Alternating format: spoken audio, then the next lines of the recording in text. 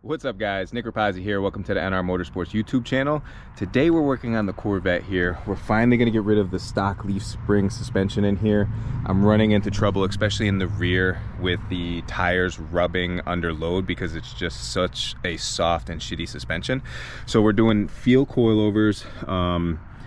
I went with these because it was one of the only companies that responded to my emails when I had questions about coilovers and what to do and what setup to go with.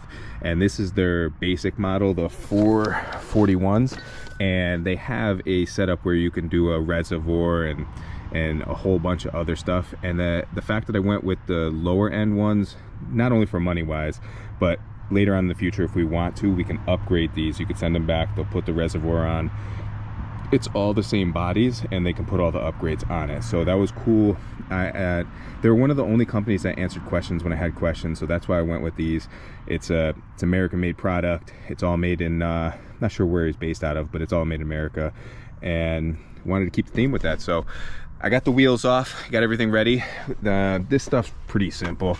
We're gonna get the old shock out of here, and if anybody wants these, I paid like 400 bucks for these for maybe a year and a half ago. They're the Bilstein's like upgraded version. So let me know in the comments if you want these. I'll send them out to you, just pay for shipping. But we're gonna get these lower control arm, or these upper control arms unbolted, so we can get this out and get this dumbass leaf spring to it. So let me get to it. I'll check in with you guys when we get this and we're getting ready to pull that thing out. All right guys, so we have all the suspension, the OEM suspension out. It was pretty easy. The stock, it's positioned shocks. It's a half inch on the bottom nut and bolt. Then you got an 18 holding the top in up here, and then I took the upper control arm just to make it easier to get everything in and out, especially with the coilovers going in, and these were 15 mils. So everything's pulled out, and then the transverse leaf spring, it's got two 1/2 inch bolts on each side holding it up, and I really didn't want to disconnect like the lower control arm because it was super tight and pull everything apart, so I just ended up cutting it out. So this is what I did. Just took the Sawzall right there, boom, just cut this whole thing out, because this is the 05 base model leaf spring. It's the softest leaf spring that comes in any of the vets, so I know it's not really useful, and it's got like almost 200,000 miles on it, so did not care, just cut these out. I'm gonna bolt the brackets back in. Just, I don't know if it's gonna give it any rigidity right there, but I'm definitely gonna put the brackets back in and just bolt them in and leave them there. But I like the fact that this is gone now because it gives more space in the engine bay for other things. And yeah, so we're at the point where we're gonna start putting everything back together, and I'm gonna throw those things in. It should be a fairly easy drop-in thing here because it's basically just bolting in new shocks and putting it back together. But I do want to show you on this, I just made them even with the bottom of the shock here, and we're gonna see where that is. When we get this on an alignment rack, we'll make adjustments to height, but I don't want this thing super slammed because I do daily drive this thing in the summertime, so I want to just stiffen up the suspension, make it so I don't get a crazy preload and rub in the back there. So let me get these bolted in and then I'll show you what these look like. All right guys, so the coilovers are in, and it's just as simple as the shocks. You got the 1/2 inch bolts on the bottom. Reuse the OEM ones. Then there's a 15/16 bolt that is making this new mount, so there's no soft pillow mounts anymore, and it does this conversion so it can have the coilover here. I bolted this up, and then I ended up tightening this afterwards because I just wanted this in the right position before I tightened it. Same thing with these 15 mils here, bolted those right back in. I don't know what the torque specs are, I just hit it with the gun and then made sure they were tight by hand. One big thing I'm having a problem with is the sway bar hitting the coilover, and it's because I need to extend these and move this over. This one is jammed up, so I need this to be on this one. When it worked out perfectly, it's 5 or 6 rotations on, so I completely took it off and put it 6 rotations on.